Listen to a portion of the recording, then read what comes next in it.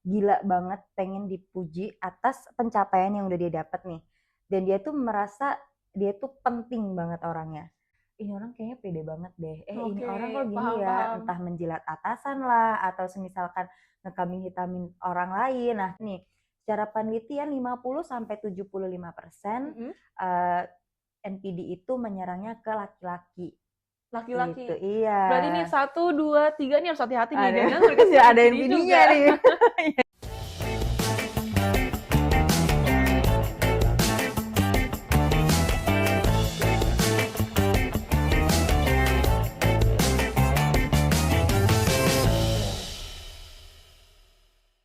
Halo Marjunais, selamat datang di episode pertama MJ Talk. Aku Javelin, dan hari ini aku nggak sendirian. Aku bersama Kak Syafa Fatia, seorang clinical psychologist yang bakal temenin kita sampai akhir video ini. Halo Kak Syafa. Hai Jeve. Wow, ini Kak Syafa tuh datang, wibawanya ada banget. Aduh, serem banget nih psikolog kita. Susah nggak sih Kak jadi psikolog itu? Dibilang susah sih, susah-susah gampang ya. Cuman kalau kata orang, psikolog mah cuman dengerin doang, cuman ngomong doang gitu. Enggak, kok kita di dalam itu benar-benar mencerna, kita benar-benar Menganalisis. ngobservasi, gaya bicara dan sebagainya. Jadi kalau Oke. dibilang susah, nggak banget, tapi kalau dibilang gampang dan cuman sekedar dengerin atau ngobrol, Nggak aduh juga. kayaknya kurang setuju Iya. deh kalau itu. Tapi capek nggak sih? Kan nggak cuma sih, tapi dengerin orang curhat, kita harus tahu posisi dia gimana, itu capek nggak sebenarnya?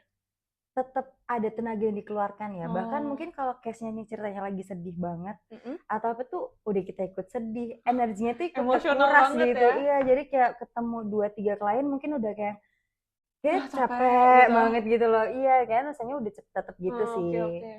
Berarti emang pakai perasaan banget nih mendengarkan cerita orang. Iya. Tapi selama ini nih mengalami kasus-kasus, ada nggak sih hal paling absurd yang dialami dari curhat-curhat mereka itu? Mungkin sebenarnya kalau dibilang absurd menurut aku pribadi kurang tepat ya, karena setiap cerita dari orang kan dia ngungkapin pikiran, ngungkapin perasaan, dan itu nggak bisa dibilang absurd karena memang seberpengaruh itu loh isi hati kita, isi pikiran kita, Oh, I bahkan bisa see. mengarah ke disorder-disorder yang lain gitu. Bahkan kalau kita anggap itu sepele, tapi buat orang lain belum tentu sepele juga ya. Oke. Benar. Nah, berarti kita langsung masuk ke topik yang lagi banyak banget dibicarain orang, lagi hype banget, yaitu NPD. Nah, Aduh. aku tuh sering banget loh denger orang ngomong, temen aku ini NPD banget, atau Iya. kayaknya dia NPD deh. Tapi apakah mereka beneran NPD, apa cuma narcissistic person aja? Itu kan hal yang berbeda ya, Kak. Jadi boleh nggak dijelasin secara klinis apa itu NPD? Oke deh. Emang sih lagi rame banget ya orang, Kan? kayak easy banget nih bilang kayaknya NPD deh dia, ini deh dia Aduh, gitu. kan belum tahu apa-apa. Iya, bener-bener. Nah, sebenarnya kalau NPD sendiri itu kan narcissistic personality disorder, Ya. dengan catatan sudah bisa dikatakan disorder ya. Itu bentuk orang tuh yang cukup angkuh, terus bisa dibilang dia itu kayak gila-gila perhatian, terus dia kayak yang pengen banget, harus banget dipuji, dia ada sombongnya juga, dan bahkan untuk orang NPD itu dia empatinya kurang. Jadi kadang dia pun akan nggak apa-apa, yang penting aku unggul walaupun harus menginjak orang lain kah atau apa, Jahat karena dia banget. bener-bener yang harus dia nih yang paling unggul. Jadi dia bener-bener nggak memperhatikan orang lain. Cuman kalau secara klinis banget nih, di kita itu dari disiplin ilmunya ada nih buat diagnosanya ada 9 kriteria. Nah, kadang orang mikir kayaknya ini termasuk ciri-ciri NPD deh. Iya, tapi kalau tidak memenuhi 5 atau lebih dari beberapa gejala itu atau yang ada 9 tadi, belum bisa kok didiagnosa sebagai narcissistic NPD. personality disorder. Berarti perbedaan dari NPD sama orang yang percaya diri tinggi sama punya ego tinggi itu apa? Berarti kalau orang yang nggak punya NPD, berarti dia nggak sampai 5 kriterianya? Iya, paling nggak di bawah dari 5. Oke. Karena 5 ke atas artinya itu sudah memenuhi kriteria diagnostik bahwa dia memang sudah ada disorder. Gitu. Berarti kita tuh bisa menyimpulkan bahwa orang itu NPD itu kalau apa? Nah, kalau itu, jadi kan kita ada 9 nih. Yang pertama, dia pasti gila banget pengen dipuji atas pencapaian yang udah dia dapat nih. Dan dia tuh merasa dia tuh penting banget orangnya. Nah, terus yang kedua, dia tuh akan ngerasa dia tuh hebat, dan bahkan dia cuman mau nih bergaul sama orang-orang yang menurut dia tuh VIP. Level gitu sama dia. Iya, dan itu dia kayak, tapi harus banget dapet nih, kayaknya aku harus gabung sama dia deh. Pokoknya aku mau diakuin sama orang-orang yang menurut dia tuh VIP juga. gitu. Atau Menyebalkan sih ada nih, jujur.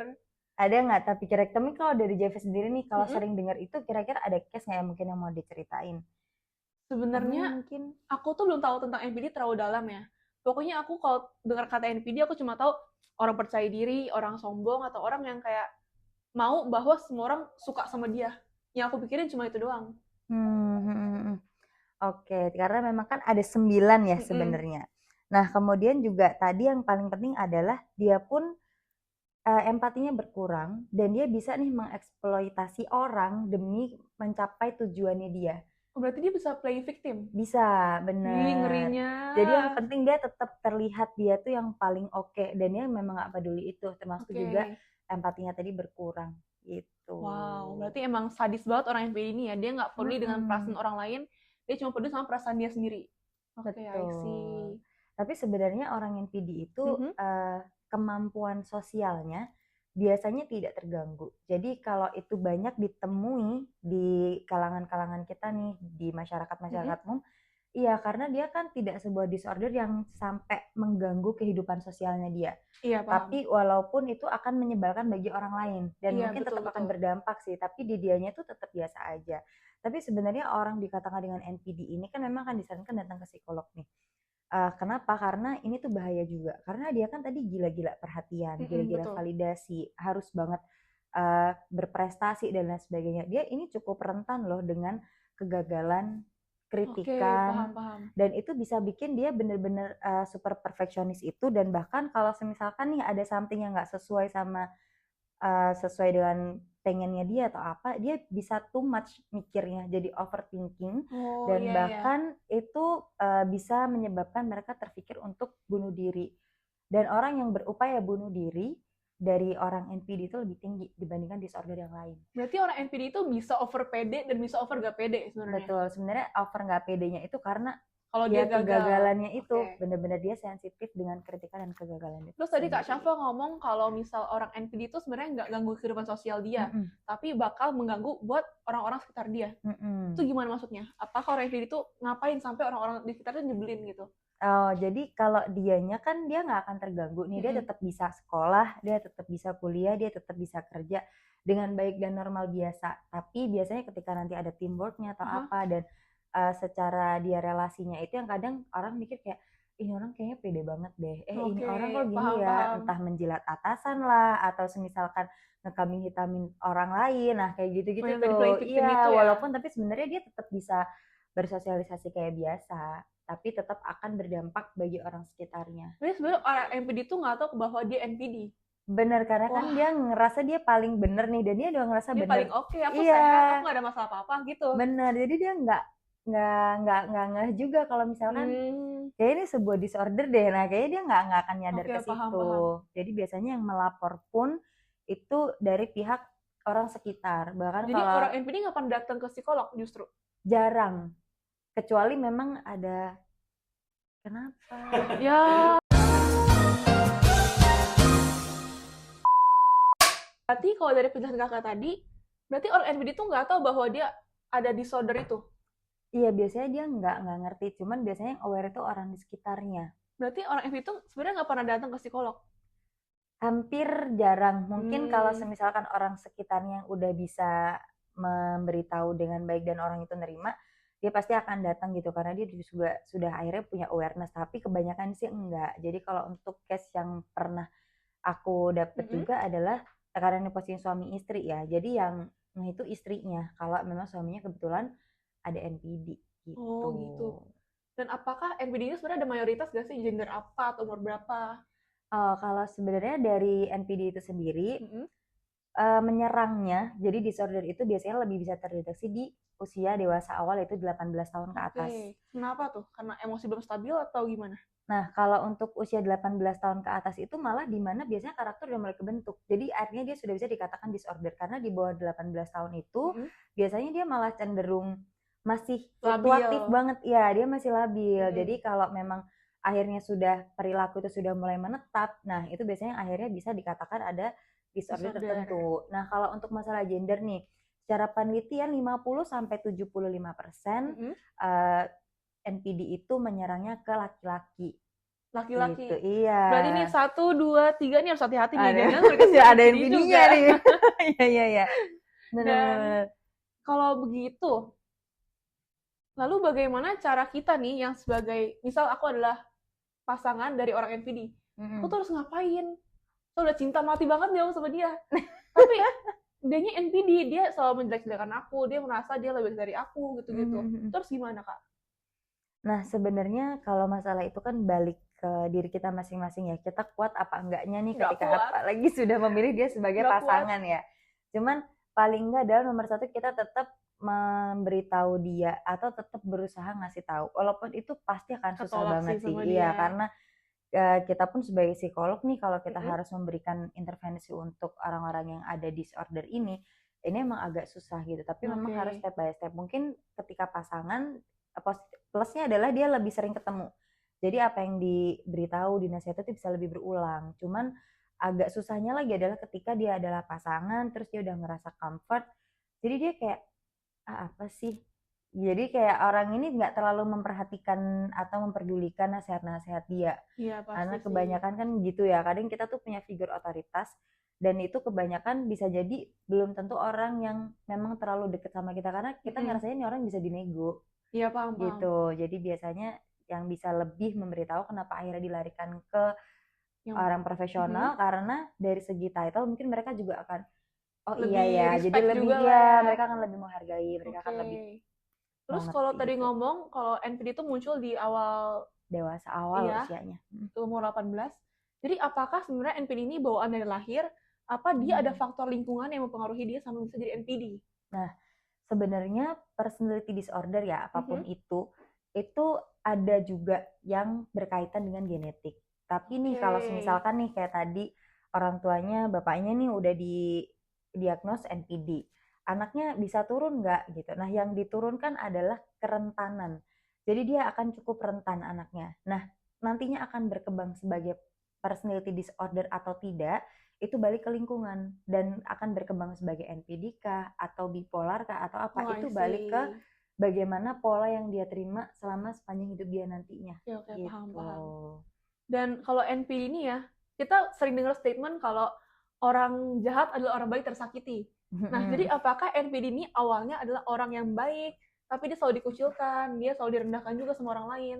Jadi sampai dia berpikir bahwa dia harus melampaui orang-orang lain. Nggak boleh ada orang lebih unggul daripada dia. Apakah bisa begitu?